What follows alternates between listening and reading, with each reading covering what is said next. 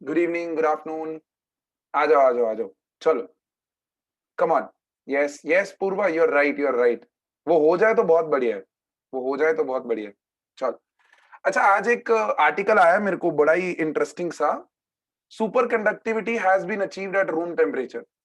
Physics, कोई physicist हैं जिन्होंने ये अचीव कर लिया है, बट मैंने वो आर्टिकल पूरा पढ़ा नहीं है। One of my student sent me कि superconductivity has been achieved at room temperature. It's a great breakthrough in the world of science if it is true.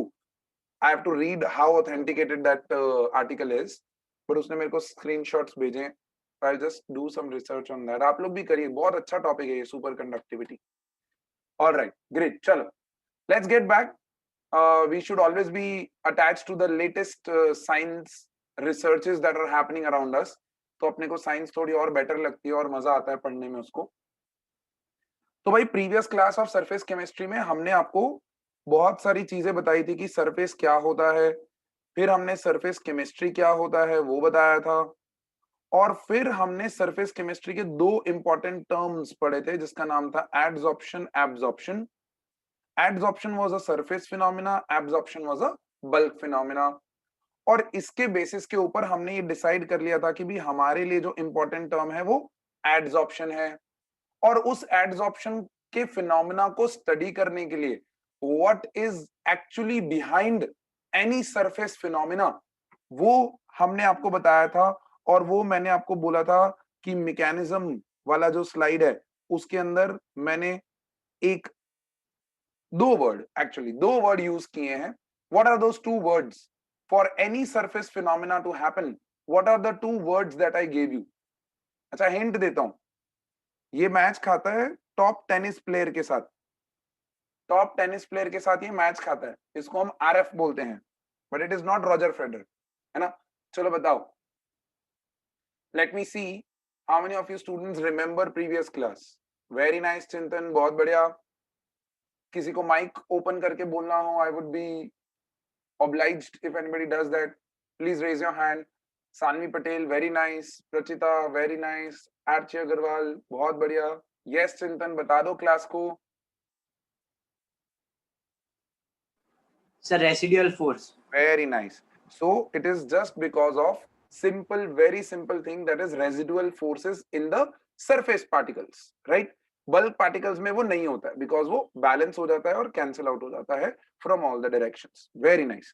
तो भाई मैकेनिज्म में हमने ये देखा था, और फिर हमने देखा था एक बहुत ही इंपॉर्टेंट एड्सॉर्प्शन से रिगार्डिंग एक बहुत ही इंपॉर्टेंट चीज जिसका नाम है थर्मोडायनेमिक्स। बहुत बहुत इंपॉर्टेंट। हमने ये देख लिया था डेल्टा जी नेगेटिव होना चाहिए, बट डेल्टा जी डेवलप होता है दो important terms of thermodynamics, enthalpy and entropy. और हमने देखा था कि एंथैल्पी ऑफ एड्सॉर्प्शन भी नेगेटिव है, एंट्रोपी भी नेगेटिव है। तो कंडीशन क्या थी? What was the condition of my adsorption process to happen spontaneously? क्योंकि ये तो नेगेटिव रहना चाहिए। तो कंडीशन क्या थी इसकी? What was the condition? Yes Samriddhi बताइए, क्लास को बताइए। The delta H must be greater than T delta S in terms Very of nice. negative value. Very nice. Delta H negative value should be always greater than T delta S. अच्छा समृद्धि, I want to ask you this thing कि अगर delta H equal to T delta S, क्या ये condition achieve होती है adsorption में?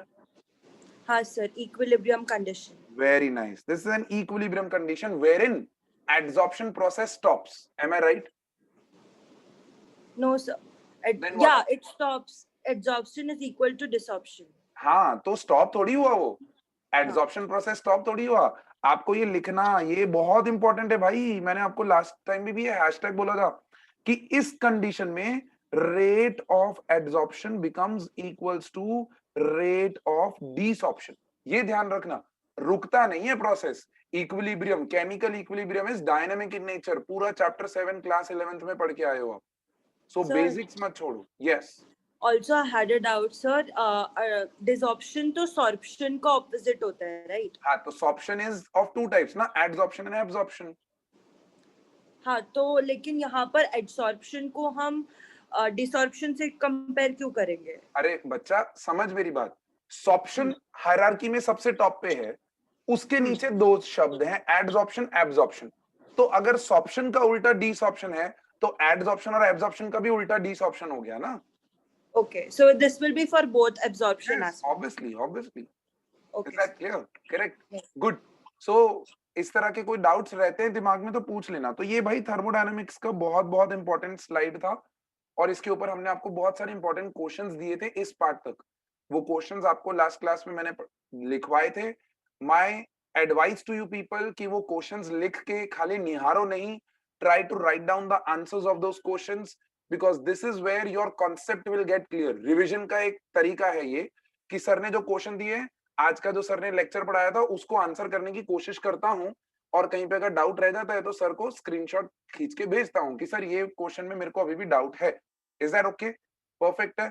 चल, तो आज के क्लास के लिए रेडी हैं सब लोग? आज के क्लास के लिए रेडी हैं?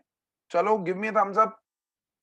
तो एड्सॉर्प्शन हम पढ़ रहे थे, एड्सॉर्प्शन के अंदर थर्मोडायनामिक्स किया, एड्सॉर्प्शन के अंदर हमने मैकेनिज्म पढ़ा। अब बारी आ गई है कि एड्सॉर्प्शन को क्लासिफाई किया जाए, क्योंकि लास्ट क्लास में मेरे को याद है इन दिस बैच और in the batch just after you, but I particularly remember जिस दिन मेरे 2 बैच होते हैं उसी दिन मेरे को एक क्लास 12th के बच्चे ने ये पूछा था कि सर क्या डिसऑर्प्शन हर बार पॉसिबल है? Is desorption always possible? ऐसा उसने क्वेश्चन किया था। तो मैंने उसको बोला था कि भाई होल्ड करो अपने थॉट्स को, क्योंकि हम एक टॉपिक पढ़ने वाले हैं जिसका नाम है टाइप्स ऑफ एड्सॉर्प्शन। करेक्ट? और ऑब्वियसली मेरे साथ ही पढ़ने वाले हो, मेरा नाम मैं पब्लिश करता ही रहता हूं, I am very fond of my self, right? तो अब यहां पर ध्यान दीजिएगा, ध्यान दीजिएगा। ये जो एड्सॉर्प्शन है ना मेरे बच्चे, एड्सॉर्प्शन है क्या? दो सरफेसेस का पास आना, दो सरफेसेस का पास आना। ये मेरे 2 हाथ है, देखो ये 2 हाथ मैंने चिपका दिए तो ये एड्सॉर्प्शन हो गया। सरफेस पे दोनों एक दूसरे के साथ चिपक गए हैं, बल्क में नहीं गए हैं, राइट? सरफेस पे चिपक रहे हैं। अब ये जो मेरा चिपकना है ये 2 तरीके का हो सकता है, ये 2 तरीके का हो सकता है। ये ऐसा हो सकता है कि मैं मेरे दोनों हाथ घुल जाए, मिल जाए और उसके बाद एक ही हाथ बचे मेरे पास, राइट? करेक्ट है। और दूसरा हो सकता है जो ये जो अभी हो रहा है, जिसमें मैं जब चाहूं इसको इन दोनों को अलग कर सकता हूं, जब चाहूं इन दोनों को पास में ला सकता हूं और इनका एड्सॉर्प्शन करवा सकता हूं। करेक्ट है। तो बस उसी से हमारा टाइप्स ऑफ एड्सॉर्प्शन का स्लाइड एक्टिवेट हो जाता है, जिसमें मैं पहले आपको 2 नाम दूंगा कि एड्सॉर्प्शन के 2 नाम क्या हैं, कौन से 2 तरीके के एड्सॉर्प्शन होते हैं, और वो है फिजिसॉर्प्शन एंड केमिसॉर्प्शन। अब सब लोग स्क्रीन के ऊपर ध्यान देंगे बिकॉज ये पॉइंट्स हैं, characteristics of each adsorption we are going to do in the form of difference table. ठीक है, दोनों सामने सामने आ गए नाम, तो आपको समझ में आ गया होगा कि डिफरेंस के फॉर्म में सर हमें कैरेक्टरिस्टिक्स समझाने वाले हैं। तो यहां पर कंसंट्रेट करेंगे सब लोग, please everyone right down the points later on. आप वीडियो में जाके स्क्रीनशॉट लेके फिर देख लीजिएगा। अभी के लिए यहाँ ध्यान दो क्योंकि हर एक पॉइंट बहुत इंपॉर्टेंट है। तो सबसे पहले हम समझते हैं फिजिसॉर्प्शन क्या है ना, और केमिसॉर्प्शन क्या है। इसको समझाने के लिए मैं एक एग्जांपल लेता हूं। हमारी क्लास के 2 स्टूडेंट्स हैं, हार्विन एंड चिंतन। ठीक है, डोंट माइंड ना, मैं ऐसे एग्जांपल्स लेते रहता हूं क्लास में, सो डोंट माइंड। तो हार्विन और चिंतन जो हैं वो हमारे 2 मतलब स्टूडेंट्स हैं एक ही क्लास के। अब ये दोनों घूमने गए कहीं पे रैंडम XYZ, इन्होंने अपनी फैमिली के साथ प्लानिंग किया और प्लानिंग ऐसा हुआ कि रैंडमली दोनों एक ही जगह पे घूमने गए, but they don't know each other, right? They don't know कि भाई हमने एक ही जगह का प्लानिंग किया है, दे डोंट नो दैट। तो होगा क्या, चिंतन हार्विन को वहां देखेगा, लेट्स सपोज कोई एक जगह का नाम ले लेते हैं, चलो गोवा ले लेते हैं, आजकल बड़ा फैन हुआ पड़ा है गोवा का लोग, तो गोवा ले लेते हैं। तो गोवा में ये दोनों बीच पे मिले और एक दूसरे को देखा, अरे यार, अरे तू कीस्टोन वाला है, हाँ, अरे कैसा है भाई, ओके हाय हेलो हो गया। एंड बीच पे चिंतन चला गया अपने किसी और फ्रेंड के साथ, हार्विन चला गया अपने किसी और फ्रेंड के साथ। व्हाई? बिकॉज इन दोनों का अट्रैक्शन तो था एक दूसरे की तरफ, they knew each other, but the attraction was to a stage कि जहां पर उनको बस हाय हेलो करना था कि हाँ मैं तेरे को जानता हूं, तू मेरी क्लास में आता है, राइट? लेकिन इमेजिन करो केस टू जहां पर दोनों की कैरेक्टरिस्टिक्स इतनी मैच होती हैं, कीस्टोन में ये पहली बार मिले लेकिन कैरेक्टरिस्टिक्स इतनी मैच हो गई कि एक दूसरे के घर पे जाना शुरू कर दिया, पढ़ना शुरू कर दिया, कैरेक्टरिस्टिक्स इंटरचेंज होनी शुरू हो गई। चिंतन की मस्ती हरविन में आ गई, हरविन का पढ़ाकूपन जो है वो चिंतन में आ गया, लेट्स सपोज, है ना? तो बेसिकली वहां पर हुआ क्या, वहां पर कैरेक्टरिस्टिक्स का इंटरचेंज हो गया, मतलब वहां पर केमिकल प्रोसेस शुरू हो गया, जहां केमिकल दिमाग जो केमिकल होता है हमारे दिमाग में वो इंटरचेंज होने शुरू हो गए। तो इसी तरीके से दो सरफेसेस जब चिपकते हैं एक दूसरे के साथ तो वो दो तरीके से चिपक सकते हैं, या तो वो फिजिकल अट्रैक्शन कर सकते हैं। सिंपल अगर एग्जांपल दूं एक्सप्लेन करने के लिए, तो भाई टेबल के ऊपर जब डस्ट चिपकता है तो कभी आपने देखा है कि इस डस्ट को रिमूव करने के लिए आपको बहुत ज्यादा जोर लगाना पड़े? नहीं, आप पंखा भी चालू कर दो तो भी उड़ जाता है डस्ट, है ना? और अगर आप दूर से ऐसे कपड़ा मार दो तो भी उड़ जाता है डस्ट। लेकिन ऐसा ही ट्राई करो एक दूसरे एड्सॉर्प्शन प्रोसेस में जहां मैंने आयरन का नेल लिया है, उसके ऊपर ऑक्सीजन है with the help of moisture, तो यहां पर ये रस्ट में कन्वर्ट हो चुका है। It has been converted into rust. Now tell me, कपड़ा मार के निकाल सकते हो? नहीं। क्या इस प्रोसेस को आप रिवर्स कर सकते हो? नहीं। Getting the point? क्या ये वाले प्रोसेस को रिवर्स कर सकते हो? बिल्कुल हाँ। सर हम डस्ट उड़ा देते हैं वापस डस्ट आ जाता है, हो जाता है, रिवर्सिबल प्रोसेस है वो। Is that clear? तो बेसिकली ये कुछ कैरेक्टरिस्टिक्स हैं जो आपको समझनी है। तो इन दोनों पार्ट में डिफरेंस क्या है? इन दोनों पार्ट में डिफरेंस ये है कि यहां पर जो हमारा एड्सॉर्बेंट है, देखो जहां पर भी मैं बेंट लिखूं, मैं बार बार पूरा वर्ड नहीं लिखूंगा, जहां पर भी मैं बेंट लिखूं समझ जाना, जहां पर भी मैं बेट लिखूं आगे एड्सॉर्ब लगा हुआ है, एड्सॉर्बेट एड्सॉर्बेंट। तो ये जो बेंट है इसने बेट को अपनी तरफ अट्रैक्ट किया था, लेकिन ये जो अट्रैक्शन था that was a very very weak attraction, बहुत वीक अट्रैक्शन था, राइट? Physical weak attraction. लेकिन यहां पर जब मैं बात करता हूं तो आयरन नेल ने ऑक्सीजन और मॉइस्चर को अपनी तरफ अट्रैक्ट किया, लेकिन वो इतना तगड़ा अट्रैक्ट किया कि वो आयरन के एटम्स के साथ कंबाइन होके रस्ट बना चुका है। तो यहां पर मैं बोलूंगा कि भाई केमिकल फोर्सेस एग्जिस्टेंस में आ रही हैं। और chemical forces chapter number 4 class 11 chemical bonding में आप पढ़ के आए हो कि भाई एटम्स और मॉलिक्यूल्स के बीच में दो केमिकल फोर्सेस लगती हैं, that is either covalent force और आयोनिक फोर्स, राइट? सुना हुआ है आपने, कोवेलेंट फोर्स या ionic force. Is that clear? हाँ, Harvin, I come to your doubt, I come to your doubt. तो अब यहां पर देखो, यहां पर समझना ये चीज बहुत इंपॉर्टेंट है कि भाई इस प्रोसेस में केमिकल फोर्सेस इन्वॉल्व हो रही हैं और इस प्रोसेस में वीक फोर्सेस हैं। और वो वीक फोर्सेस का नाम क्या था? वो वीक फोर्सेस का नाम था वैंडरवॉल्स फोर्सेस। क्या नाम था? वैंडरवॉल्स फोर्सेस। तो फिजिक्स ऑप्शन और केमिक्स ऑप्शन का definition is the first point. ठीक है, लिखने की अभी जरूरत नहीं है, बट हाँ after the video is uploaded आपको ये स्क्रीनशॉट लेके लिखना जरूर है, बिकॉज ये क्वेश्चन बहुत इंपॉर्टेंट है। डिफरेंस बिटवीन फिजी एंड केमी कई बार 1 मार्कर में आता है तो सिर्फ डेफिनेशन देना है, कई बार 3 मार्कर में आता है वहां पर आपको सारे पॉइंट्स देने हैं। करेक्ट है? चल, बहुत बढ़िया। फिर दूसरा पॉइंट, अब आपको पता है कि जब एड्सॉर्बेट और एड्सॉर्बेंट के बीच में वीक वैंडरवॉल फोर्सेस हैं, और हमें पता है कि adsorption in all is an exothermic process, तो मेरे को बताओ वीक फोर्सेस से ज्यादा हीट रिलीज होगा या स्ट्रॉन्ग फोर्सेस से ज्यादा हीट रिलीज होगा? Think about it, think about it. Weak forces से ज्यादा हीट रिलीज होगा या स्ट्रॉन्ग फोर्सेस से ज्यादा हीट रिलीज होगा? गुड चित्रा, बहुत बढ़िया, वेरी नाइस, बहुत बढ़िया, superb, superb. So everyone is getting to know this कि सर स्ट्रॉन्ग फोर्सेस से ऑब्वियसली हीट ज्यादा रिलीज होने वाली है, and we know chemical reactions में ऑब्वियसली ज्यादा हीट रिलीज होती है। So next point is once again very very important, ये आपके एमसीक्यूज में कई बार ना ये वैल्यू पूछी जाती है। और अगर आप नोटिस कर रहे हैं, मैंने आप लोगों के लिए ही ये मेहनत किया है कि जो कीवर्ड्स हैं, जो इंपॉर्टेंट चीजें हैं, उनको मैंने अलग से कलर कोडिंग दिया है, सो दैट यू रिमेंबर कि हाँ सर ने कुछ येलो कलर का मार्क तो किया था, वो इंपॉर्टेंट है। strong chemical forces from this point, what are you going to take? Strong chemical forces from this point, weak van der Waal forces किसके अंदर? physics option। low enthalpy of adsorption in physics option, high enthalpy। और difference देखो मेरे बच्चे, difference थोड़ा बहुत नहीं है, 20 to 40, 20 to 40 is physics option और 80 to 240 is your chemicals option। Depend करता है कौन सी दो स्पीशीज केमिस ऑप्शन कर रही हैं, it depends on that. Correct है? क्लियर है ये चीज 100%? Next very very important point, इस पॉइंट को hashtag, double hashtag, triple hashtag जो भी बनाना हो बना लेना, ठीक है? ये पॉइंट सबसे ज्यादा इंपॉर्टेंट है इस पर्टिकुलर पार्ट में से जहां रीजनिंग क्वेश्चन बनता है, रीजनिंग क्वेश्चन, करेक्ट है? अब सबसे पहले एक ब्लैंक स्क्रीन हो गई होगी आपके स्क्रीन के ऊपर, डोंट वरी, वो मैंने ही किया है। अब ध्यान से देखो, क्या लास्ट क्लास में आपको याद है आपने ये किया था, adsorbate plus adsorbent goes to adsorption और साथ में रिलीज होता है हीट, याद है?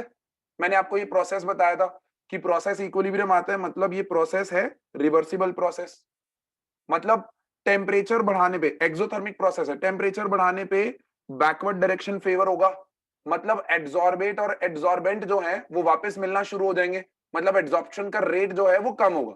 ये आपने सुना है, करेक्ट है? तो इन जनरल, ध्यान से सुनिएगा मेरे बच्चे, in general adsorption, sorry, adsorption में जब आप टेम्परेचर को इंक्रीज करते हो तो एड्सॉर्प्शन प्रोसेस डिक्रीज होता है। ये once again MCQ related very important point, MCQ related very very important point. I know काफी बच्चों को तो ये स्लेट वाली फीलिंग आ रही होगी, ब्लैक स्क्रीन उसके ऊपर व्हाइट चौक की तरह लिख रहा हूं मैं, बढ़िया।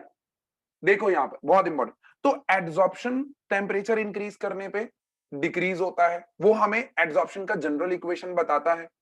लेकिन अभी अभी हमने पढ़ा कि एड्सॉर्प्शन दो तरीके का होता है, एक फिजिकल एड्सॉर्प्शन, एक केमिकल एड्सॉर्प्शन। यहां हमारे पास वीक वैंडरवाल फोर्सेस है, there is very weak forces of attraction.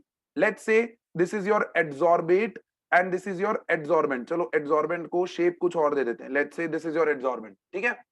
अब इन दोनों ने सरफेस पे अट्रैक्ट किया एक दूसरे को and this force is very very weak force.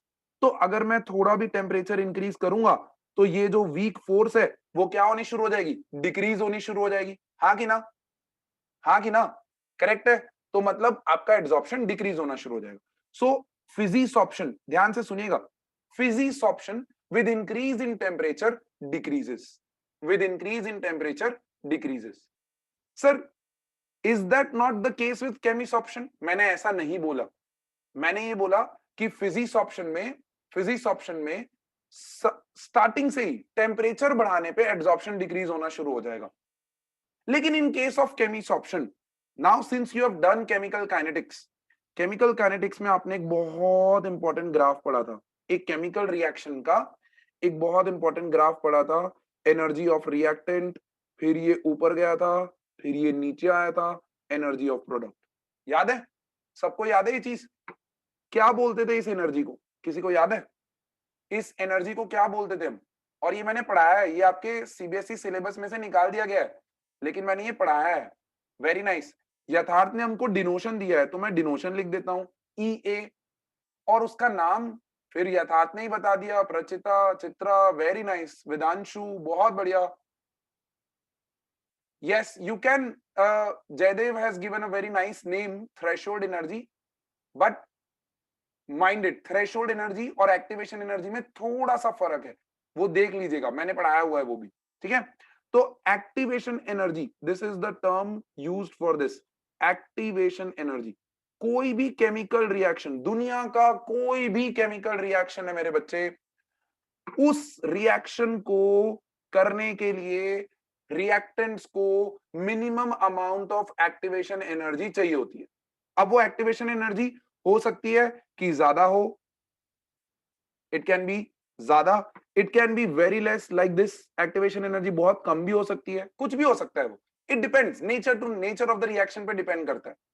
तो बेसिकली यहां पर आपको समझना है कि भाई कोई भी दो स्पीशी में केमिकल रिएक्शन होने पे हमें चाहिए होती है एक्टिवेशन एनर्जी। तो यहां पर केमिसॉर्प्शन में और क्या हो रहा है, आयरन ने ऑक्सीजन के साथ रिएक्ट किया और बना दिया ना Fe2O3, जिसको हम रस्ट बोलते हैं, है कि नहीं? तो ये भी तो एक केमिकल रिएक्शन ही है। तो क्या इसके लिए मुझे कोई एक्टिवेशन एनर्जी की जरूरत नहीं पड़ेगी? बिल्कुल पड़ेगी। इसीलिए इसीलिए केमिसॉर्प्शन वाले पॉइंट पे देखो मैंने क्या लिखा हुआ है, केमिसॉर्प्शन वाले पॉइंट पे मैंने लिखा हुआ है it occurs at high temperature, पहली चीज, और दूसरी चीज it increases with increase in temperature initially. Initially increase in temperature करते हैं, that increase in temperature gets utilized for increasing the activation energy of the reactant molecules. और फिर जब आप एक स्टेज के बाद और ज्यादा इंक्रीज करते हो तो आप पहुंच जाते हो बॉन्ड ब्रेकिंग एंथैल्पी के ऊपर। Getting the point? तो वहां पर एड्सॉर्प्शन जो है वो डिक्रीज होना शुरू हो जाएगा। Is that clear? तो ये जो मैं यहां पर लिखवा रहा हूं वो लिख लीजिए प्लीज, ऐसा ही क्वेश्चन आएगा, ये क्वेश्चन भी लिख लो। why chemisoption why chemisoption initially increases with increase in temperature and then decreases? why? ऐसा क्वेश्चन आएगा, जस्टिफाई, या फिर वो स्टेटमेंट दे देगा chemisoption initially increases with increase in temperature and then decreases, justify। Correct? तो जस्टिफिकेशन कैसे दोगे? How will you give that justification? तो यहां पर लिख लो please, this is the question which you have to write down right now. लिखो इस चीज को, that in chemisoption there is chemical bonds forming between adsorbate and adsorbent. In chemisoption there is chemical bonds forming between adsorbate and adsorbent which requires activation energy, उसको underline करना है, which requires activation energy to get activated, therefore the initial temperature given in chemisoption is utilized to give reactant molecules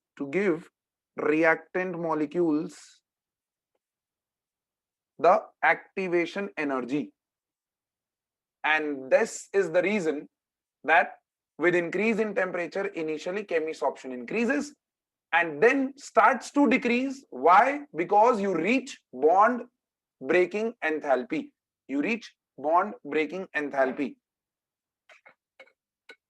screenshot लेना हो तो ले लीजिएगा, बहुत important है ये।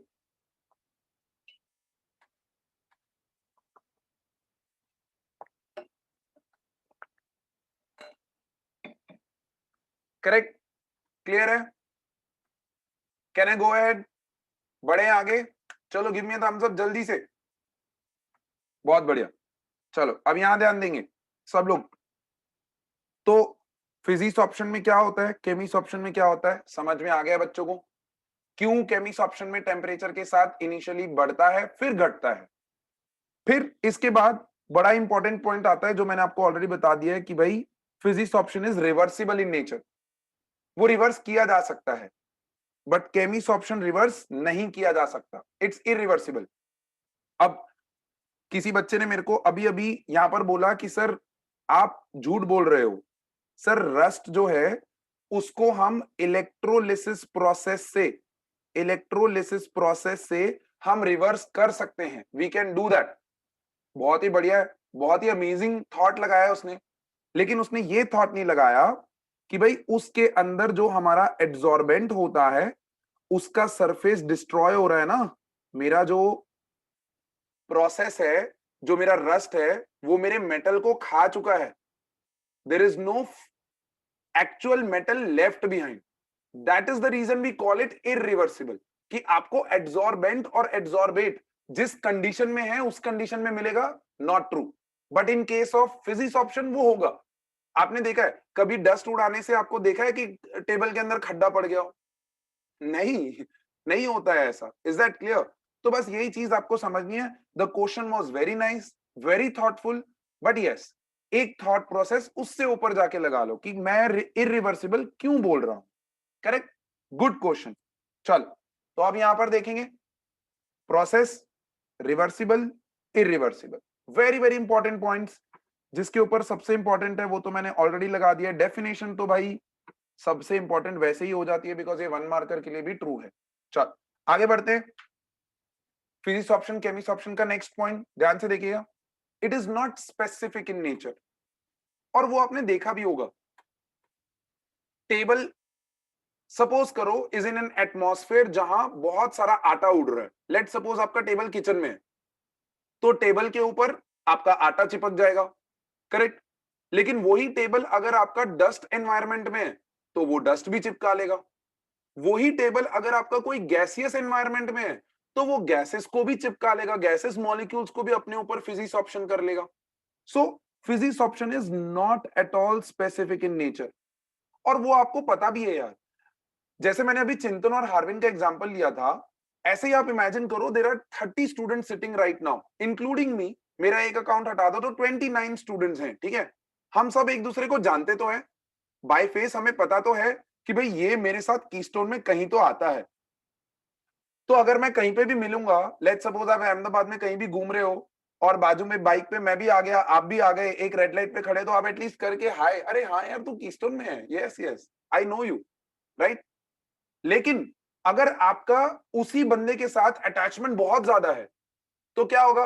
अबे बाइक साइड पे लगा यार, 2 मिनट चल खड़े होके बातें करते हैं। होता है ना ऐसा, कई बार होता है कि कोई बेस्ट फ्रेंड मिल जाता है रोड पे तो हम उसको बोलते हैं अरे साइड पे लगा, और ऊपर से एक गाली भी देते हैं, अबे लगा क्यों नहीं रहा साइड में लगा। Getting the point. तो ये चीज आपको समझनी है कि chemisorption is very very specific. हर कोई केमिस्ट ऑप्शन नहीं कर सकता। जैसे आयरन के ऊपर आप नाइट्रोजन गैस का एनवायरनमेंट दो तो आयरन को कोई फर्क ही नहीं पड़ रहा है, वो फिजिक्स ऑप्शन कर लेगा लेकिन वो केमिकल्स ऑप्शन नहीं करेगा। लेकिन उसी आयरन के पीस के अराउंड अगर आपने ऑक्सीजन और वाटर का दे दिया तो तुरंत रस्ट बना देगा, केमिस्ट ऑप्शन हो गया। Is that clear? So highly specific in nature, very very important. अच्छा, अगर मैं आपको ऐसा क्वेश्चन कर लूं, why chemist option is not specific in nature, can anybody give me answer right away? why chemist option is not specific in nature, अगर आपको justify करना हो ये चीज। can anybody give me right statement why chemist option is not specific in nature? जल्दी, अरे try तो करो यार, पुट अ रेज हैंड। हाँ, by the time people are thinking, someone has asked me sir ये पॉइंट वापस समझाओ। Simple सा पॉइंट है बच्चे, फिजिकल अट्रैक्शन जो है वो कभी भी स्पेसिफिक हो ही नहीं सकता, कभी भी स्पेसिफिक हो ही नहीं सकता। मैंने अभी अभी एग्जांपल दिया, आप एक टेबल को या कोई भी एक मेटल पीस को आटे के एनवायरनमेंट में रखो वो आटा भी चिपकाएगा, डस्ट एनवायरनमेंट में रखो डस्ट भी चिपकाएगा, गैस एनवायरनमेंट में रखो गैस भी चिपकाएगा। बट केमिकल अट्रैक्शन जो है वो हर कोई नहीं कर सकता। कभी आपने सुना है Na और Mg का प्रोडक्ट? क्यों नहीं सुना? क्योंकि दोनों का नेचर इलेक्ट्रॉन डोनेटिंग है। बॉन्ड बनाने के लिए एक बंदा इलेक्ट्रॉन पुलिंग होना चाहिए और एक बंदा इलेक्ट्रॉन गिविंग होना चाहिए। Getting the point? तो आपने Na और Cl का सुना है, लेकिन कभी भी आपने Na और जिंक का नहीं सुना होगा या Na और एल्यूमिनियम का नहीं सुना होगा, क्योंकि उन दोनों की प्रवृत्ति इलेक्ट्रॉन देने की है। They want to give electron. Is that clear? So this is what you have to understand. Yes, very nice. A lot of students have given me answers, but I want one of the students to just put a raise hand so that I can unmute and you can speak.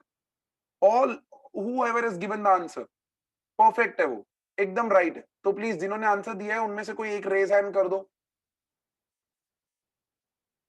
चलो जल्दी से। अरे करो यार, इतना क्या शर्मा रहे हो? Purva, come on give me the answer. क्या लिखा है आपने चैट बॉक्स में?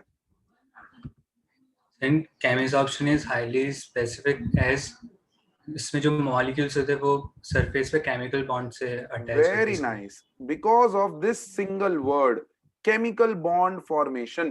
Chemical bond formation between adsorbate and adsorbent, this is the reason that it is highly specific in nature. अब जो मैंने बोला ना, उसमें अगर जिसने भी कीवर्ड को पकड़ लिया है ना, बस वो जीत गया। आप खाली केमिकल बॉन्ड फॉर्मेशन लिख के आओगे, मार्क्स नहीं मिलेंगे, क्योंकि उसके आगे आपको लिखना है किसके बीच में, एडसॉर्बेट एंड एडसॉर्बेंट के बीच में। Is that clear? परफेक्ट है, गुड। चल next point, next point, very very important point, very very important. Again single hashtag तो लगा ही सकते हो इस पे। फिजिक्स ऑप्शन जो है वो मल्टी मॉलिक्यूलर होता है, एक लेयर के ऊपर दूसरा लेयर, तीसरा लेयर, चौथा लेयर, कब तक होता रहेगा? जब तक डेल्टा एच की value equal to T delta S नहीं हो जाती, इक्विलिब्रियम नहीं आ जाता। लेकिन यहां पर in case of chemisorption it is a monomolecular layer process, it forms only monomolecular layer. Why ऐसा जस्टिफाई करने के लिए बोल दे। Once again that same thing can be repeated कि सर सिंस यहां पर केमिकल बॉन्ड फॉर्म होते हैं तो ये पूरे सरफेस को ही खत्म कर देता है ना, यहां पर ये पूरे सरफेस को ही खत्म कर देता है। So there cannot be the presence of any more surface जिसपे क्या हमारा एड्सॉर्बेट जो है वो आके चिपके। लेकिन यहां पर वो चीज नहीं होती है। यहां पर क्या होता है, यहां पर ये डस्ट चिपका, ये डस्ट चिपका, और अगर आप देखो तो ये वाले पार्ट को अगर आप खाली लाइन बना दो तो ये भी एक तरह का वर्चुअल सरफेस टाइप बन गया, तो वो भी तो फर्दर अट्रैक्ट करेगा। यहां पर आप बोलोगे सर ये भी तो हो गया है, अरे नहीं बाबा, ये दिखाने के लिए मैंने किया है, ये मॉलिक्यूल इसके साथ रिएक्ट करके खत्म हो गया, खत्म हो गया, खत्म हो गया। So there is no more surface now. Is that clear? Active surface नहीं है हमारे पास, एक्टिव सरफेस चाहिए ना हमको, we need active surface for adsorption to happen, but that is not available. Is that clear? Sure, good. चल next point, rate of adsorption in case of Fisis option, it increases with small increase in pressure of adsorbate। अच्छा, यहां पर adsorbate particularly gas है भाई, pressure का effect जो है वो सिर्फ गैसियस एड्सॉर्बेट्स पे ही देखने को मिलेगा। सो प्लीज मेक श्योर ये पॉइंट दिमाग में रख लेना। Whereas in the case of Chemis option, we have to increase the pressure to a very high amount. Once again, same reason, because high pressure करने पे आपका केमिकल बॉन्ड्स फॉर्मेशन का जो स्पीड है वो बढ़ जाएगा। Is that clear? Whereas weak van der Waals forces में तो थोड़ा भी प्रेशर लगाओगे तो वो अट्रैक्शन जो है वो बढ़ जाएगा। Is that okay? क्लियर है? And last point, once again ये पॉइंट इतना इंपॉर्टेंट नहीं है, बट हाँ दिमाग में रख सकते हो, पॉइंट्स ऑफ डिफरेंसेस में ये पॉइंट अच्छा बन जाता है कि जो गैसेस इजी टू लिक्विफाई होती हैं उनमें फिजिक्स ऑप्शन करना बहुत आसान होता है, वेरी इजी, बिकॉज उन मॉलिक्यूल्स के अंदर फोर्स ऑफ अट्रैक्शन बहुत ज्यादा होता है ना, तभी तो वो लिक्विफाई कर पाती हैं। तो सपोज करो ये मेरा सरफेस है, जो तड़प रहे हैं surface particles, they are very sad particles, so what are they wanting? They are wanting any nearest gas molecule or dust particle to get attracted to them, and obviously the gases which are easy to liquefy, they have strong force of attractions, so they will be getting attracted very strongly, but physically, not chemically. In case of chemis option, this is not a problem, this is not a problem, ease of liquefaction is not a problem, क्योंकि वहां पर तो हमारा chemis option specific है भाई, so it will depend on nature of the gas rather than how easily it can be liquefied. It will depend on the nature of the gas. Is that okay? So that is why I said that this point is not that important, but हाँ आपके points of differences अगर आपको पूछे जाते हैं तो फिर ये point बहुत important हो जाता है। Correct है? चलो बोलो, यहां तक समझ में आया? Give me a thumbs up if till here you have understood everything. Give me a thumbs up. बहुत बढ़िया, चल गुड। तो यहां पर आपका टाइप्स ऑफ एड्सॉर्प्शन जो है वो खत्म हो गया है। Very simple, very easy. अब अगर मैं आपको क्वेश्चन करूं, right down the characteristics of physics option, तो आप क्या करोगे? जो फिजिक्स ऑप्शन वाले पॉइंट्स हैं उनको पॉइंट बाय पॉइंट लिख दोगे। करेक्ट? मैं पूछूं characteristics of chemisorption, chemisorption के पॉइंट्स पॉइंट बाय पॉइंट लिख दोगे। मैं पूछूं what is the difference between physisorption and chemisorption, if it is a 1 marker question then only definition, if it is a 3 marker question then you have to write down all the points that I have given you today. Is that clear? उसके अंदर भी मैं आपको ये बोलूंगा कि 3 marker में भी कोशिश ये करो, डेफिनेशन वाला पॉइंट बहुत इंपॉर्टेंट, एंथैल्पी वाला पॉइंट बहुत इंपॉर्टेंट, एंड टेम्परेचर इफेक्ट वाला पॉइंट बहुत बहुत इंपॉर्टेंट। ये 3 पॉइंट को तो सबसे पहले लिख दो।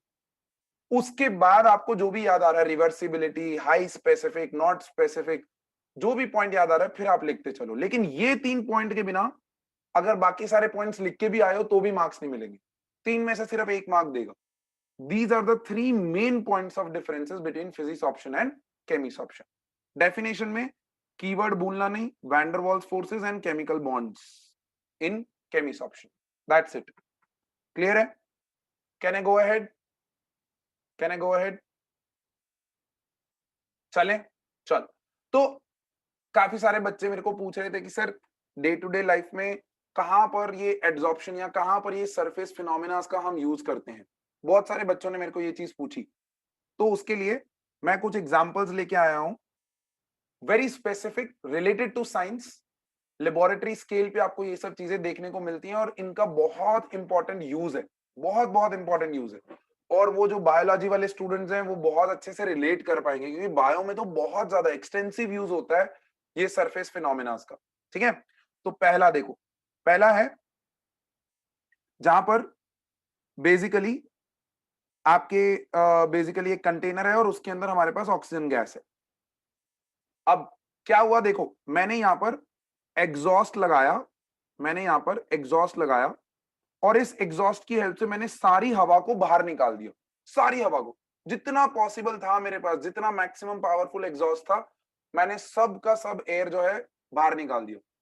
लेकिन जब मैंने यहां पर ध्यान से देखिएगा, जब मैंने यहां पर एग्जॉस्ट बंद करके इसको सील कर दिया और मैंने यहां पर इस तरीके से एक इंस्ट्रूमेंट लगाया, ये इंस्ट्रूमेंट का नाम सबको पता होना चाहिए, इसको मैनोमीटर बोलते हैं।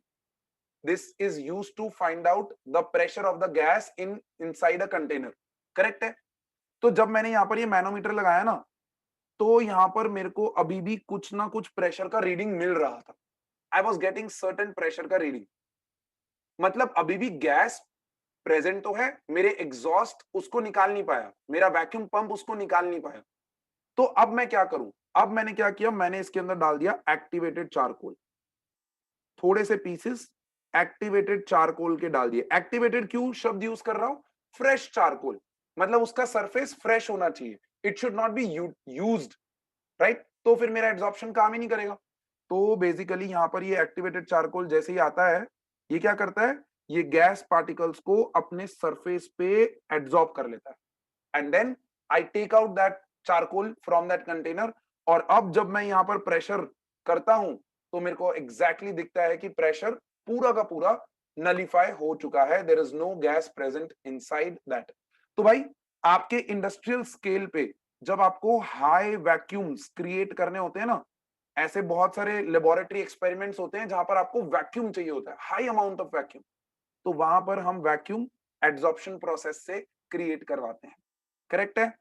Simple, easy. चल नेक्स्ट देखो, बहुत इंपॉर्टेंट, क्या अभी अभी आपने अमाइंस में एक रिएक्शन पढ़ा था जिसमें एजोडाई करके नाम लिया होगा सर ने, एजोडाई, है ना?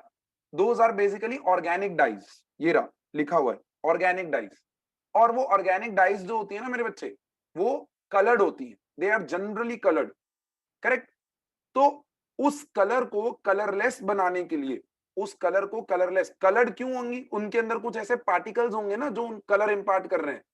तो मैंने क्या किया, उस सोल्यूशन के अंदर भी एक्टिवेटेड चारकोल डाला और उसको इस तरीके से शेक किया। जैसे ही मैंने शेक किया, मैंने देखा कि वो कलर जो है वो कलरलेस होता जा रहा है। क्यों? बिकॉज जो कलर इंपार्टिंग पार्टिकल्स थे, एक्टिवेटेड चारकोल ने उसको अपने सरफेस पे एब्जॉर्ब कर लिया है। Is that clear? परफेक्ट है।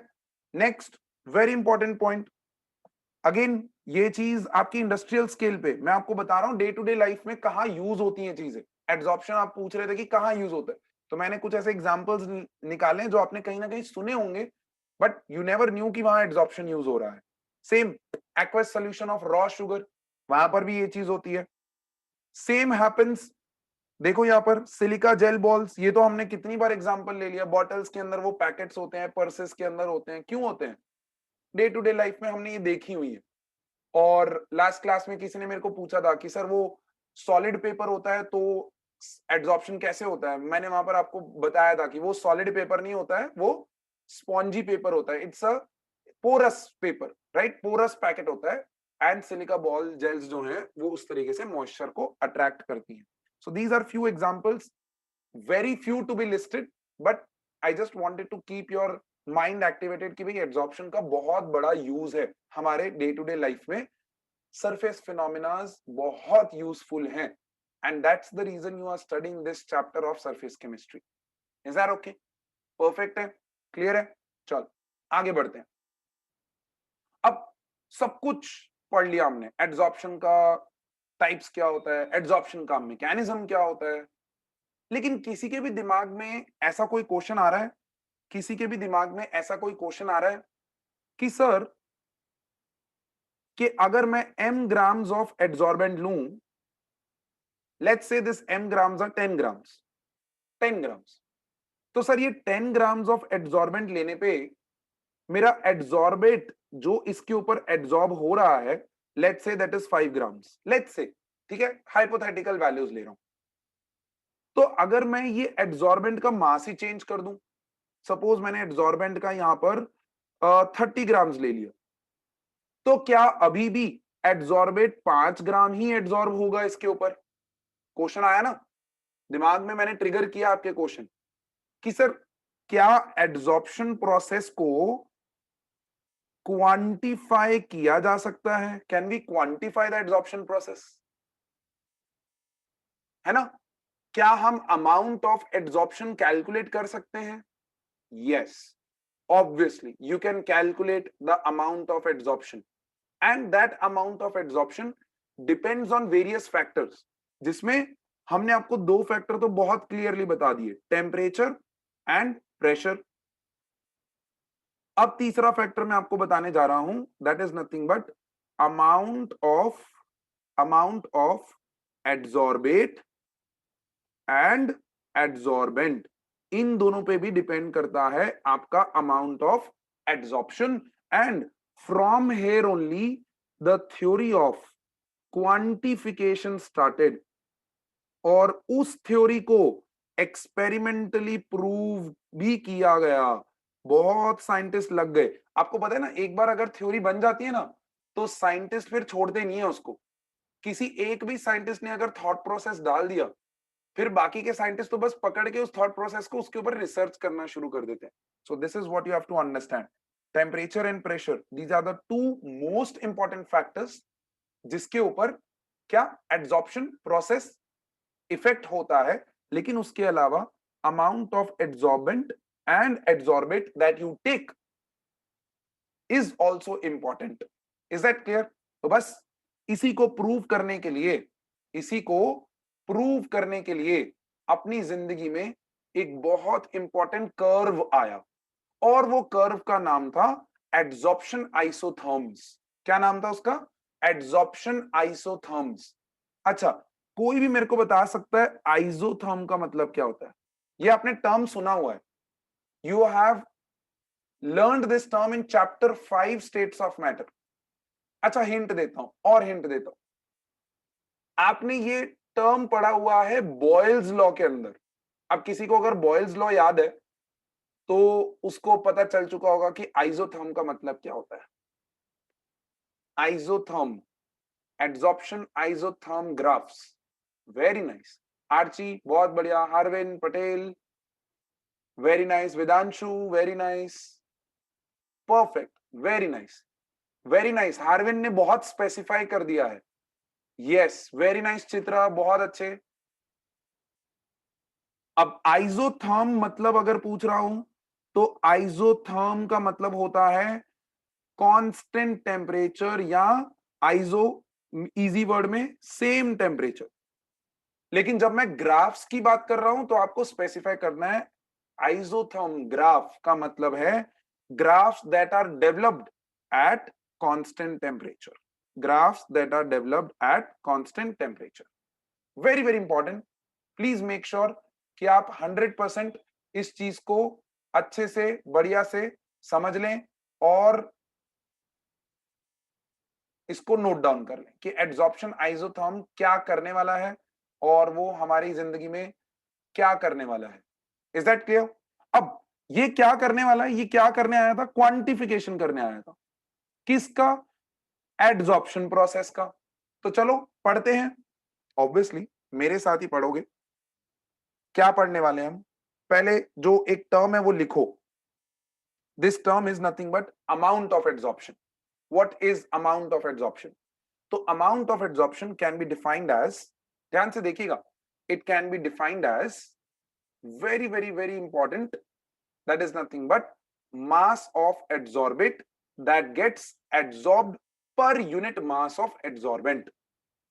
इसको हम लोग बोलते हैं nothing but amount of adsorption, amount of adsorption। और अगर मैंने यहां पर adsorbate का मास x ग्राम्स सपोज लिया है और adsorbent का मास m ग्राम्स लिया है, तो I can write down amount of adsorption as the ratio of x by m। जितना एड्सॉर्बेट का मास है उसको अगर आप एड्सॉर्बेंट के मास से डिवाइड कर दो तो आपको अमाउंट ऑफ एड्सॉर्प्शन मिल जाएगा। You will get amount of adsorption that can be done with that mass of adsorbent, with that mass of adsorbent। is that clear? Perfect है। और इसी के बेसिस पे आपके इस चैप्टर के क्या बनते हैं मेरे बच्चे? न्यूमेरिकल्स। क्या बनते हैं? न्यूमेरिकल्स। तो बहुत अच्छे से इस टॉपिक को समझ लीजिएगा। गुड न्यूज ये है कि न्यूमेरिकल कभी पूछे नहीं जाते। गुड न्यूज ये है। Is that clear? बट क्यों ये चैप्टर फिजिकल केमिस्ट्री का पार्ट है? बिकॉज यहां पर हम क्वांटिफाई कर सकते हैं चीज को, राइट? We can quantify. जहां पर भी क्वांटिफिकेशन पॉसिबल है वो फिजिकल केमिस्ट्री का पार्ट हो जाएगा, कैलकुलेशन पॉसिबल है फिजिकल केमिस्ट्री का पार्ट हो जाएगा। बट इसके बेसिस पे न्यूमेरिकल्स ना ही आपके एडवांस, ना ही आपके मेंस, ना ही आपके बोर्ड्स। मतलब अगर आप कोई भी इंस्टीट्यूट या ट्यूशन क्लासेस का मटेरियल उठाओ जहां एडवांस पढ़ाया जाता है, वहां पर आप देखोगे सरफेस केमिस्ट्री के डीपीवी में मैक्सिमम 1 या 2 न्यूमेरिकल होगा इस चैप्टर का। और वो भी इसलिए डाला जाता है कि आपके दिमाग में रहे कि न्यूमेरिकल आ सकता है, बट आया नहीं है, आज तक कभी आया नहीं है। पहले आता था जब AIEEE और JEE होता था हमारे टाइम पे, तब आते थे, बट अब नहीं आते। Is that clear? अब इसके अलावा बहुत सारे क्वेश्चंस हैं इस चैप्टर में जो पूछे जा सकते हैं, और वैसे भी न्यूमेरिकल्स और भी बहुत सारे चैप्टर्स में हैं। So they try to make that paper that way कि भाई आप एटलीस्ट यहां से मार्क्स गेन कर सको। अब ये पता चल चुका था कि हम अमाउंट ऑफ एड्सॉर्प्शन ढूंढ सकते हैं, तो सारे साइंटिस्ट जो हैं वो लग गए क्या करने के लिए? इस अमाउंट ऑफ एड्सॉर्प्शन के क्वांटिफिकेशन को समझने के लिए। तो इसको समझने के चक्कर में 2 साइंटिस्ट जिनकी थ्योरीज और एक्सपेरिमेंटेशंस सक्सेसफुल हुई, वो 2 साइंटिस्ट का नाम था, the 2 scientist, one was Freundlich and the second one was Langmuir. Freundlich and Langmuir. और इन्होंने किया क्या? इन्होंने अमाउंट ऑफ एड्सॉर्प्शन को प्रेशर के साथ देखा। तो आप ये चीज तो बिल्कुल समझ गए होंगे कि इन्होंने एक सॉलिड सरफेस के ऊपर गैस एज एन एड्सॉर्बेट के ऊपर काम किया, बिकॉज प्रेशर का इफेक्ट तो गैस एड्सॉर्बेट पे ही होता है, राइट? तो एक चीज तो ये समझ में आ गई कि x/m वर्सेस प्रेशर इन्होंने स्टडी किया एट कांस्टेंट टेम्परेचर।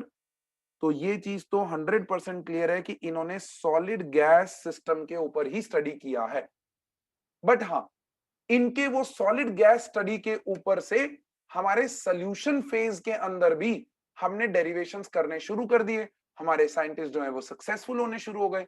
तो इन्हीं की थ्योरीज को फर्दर एक्सपैंड कर दिया गया on to the solution phase. Is that clear? तो भाई फ्रेंडलिच एंड लैंगम्यूर, मेरे नोट्स में अगर आप देखोगे तो ये दोनों ही बंदों को मैंने एक्सप्लेन किया हुआ है। But another good news coming for you that Langmuir isotherms जो है वो आपके सिलेबस में नहीं है। They are not there present in NCERT itself. तो अगर वो एनसीईआरटी में नहीं है तो आपके कॉम्पिटिटिव एग्जाम्स में भी पूछे नहीं जाएंगे। Is that clear? तो भाई हम यहाँ पर लैंगमेयर को मार देंगे कांटा। अगर बहुत ज्यादा इंटरेस्ट हो पढ़ने का तो क्लास के बाद 5 मिनट रुक जाना, मैं लैंगमेयर समझा दूंगा, कोई दिक्कत नहीं है, I can do that. But Freundlich एक ऐसा साइंटिस्ट जिसके बारे में आपको पढ़ना भी है, उसकी इक्वेशन भी पढ़नी है, और उसने किस तरीके से वो इक्वेशन को निकाला और एक्सपेरिमेंटली प्रूव भी किया कि देखो इस कंडीशंस में मेरी जो क्या है इक्वेशन है वो फॉलो हो रही है, that equation is being followed. Correct है? तो चलो let's begin explaining you very important thing, and that is nothing but Freundlich isotherms। क्या पढ़ने वाले हैं? Freundlich isotherms। Keep your pens, keep your notebooks very very active, because यहाँ पर बहुत बहुत बहुत important points आने वाले हैं जिनको हम बताएंगे आपकी next class के अंदर with another very interesting positive energy in you and obviously smiling faces and activated faces, जिनके ऊपर हमारी नॉलेज का एब्जॉर्प्शन हो सके। है कि नहीं? है कि नहीं? तो बस बहुत बढ़िया। नेक्स्ट क्लास में हम फ्रेंडली आइसोथर्म्स के बारे में पढ़ेंगे। इसका एक वीडियो बना के मैं आपके साथ शेयर कर दूंगा, आप उसको समझ के आइएगा। नेक्स्ट क्लास में ओवरव्यू ले लेंगे। Is that clear? This is the last topic of your absorption part. इसी के बैक टू बैक में मैं कैटालिसिस वाले वीडियोस भी डाल दूंगा। मैंने आपको बोला था कि ये चैप्टर 4 पार्ट में डिवाइडेड है। सेकंड पार्ट इज कैटालिसिस, जो पूरा का पूरा आपके सीबीएसई और गुजरात बोर्ड में से उड़ा दिया गया है, बट हम अनटच नहीं छोड़ेंगे, बिकॉज कॉलेज में जाके आप मेरा नाम लो और वहां पर आपको कैटालिस्ट ना पता हो, it should not happen that way. Is that clear? तो हम कैटालिसिस का भी वीडियोस डाल देंगे। I know you have chemistry का क्या मेरे बच्चे, ब्लॉक टेस्ट मंडे ट्यूसडे में आपका ब्लॉक टेस्ट है केमिस्ट्री का। प्रिपेयर करिएगा, एनसीईआरटी एंड एक्सरसाइज पे कंसंट्रेट करिएगा, एंड कोई भी डाउट्स रह जाते हैं please keep asking your faculties. Is that clear? But देना जरूर है, टेस्ट देना जरूरी है। टेस्ट नहीं दोगे तो मनजोत सर को हर्ट हो जाएगा, और मनजोत सर को जब हर्ट होता है तो बहुत तकलीफ होती है, क्लास को बहुत तकलीफ होती है, right? So don't let your sir get hurt। Test देना है, भले उसमें 5 नंबर आए, 10 नंबर आए, 20 नंबर आए, I don't care, but test देना जरूरी है। Can everyone in the class right now promise me that they will give the test, whatever be the condition? Whatever be the condition, you will give the test। जितना भी prepare किया होगा उतने marks का attempt करके आना है। Is that okay? Good? चल, let's meet up in the next class with new energy, positive faces. Bye bye. Take care. Keep smiling.